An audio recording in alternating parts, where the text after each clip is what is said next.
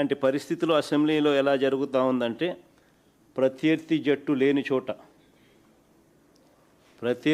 లేని చోట bowling fielding కూడా లేకుండా తండ్రి కొడుకులు ఇద్దరు మాత్రమే బ్యాటింగ్ చేస్తూ ఉన్నారు. బ్యాటింగ్ చేసి వీళ్ళందరికీలే బ్రహ్మాండంగా బ్యాటింగ్ చేసినామని వీళ్ళందరికీలే కితాబిచ్చుకుంటా ఉన్నారు. ఇలాంటి పరిస్థితులు అసెంబ్లీలో ఎలా జరుగుతూ ఉందంటే ప్రత్యర్థి జట్టు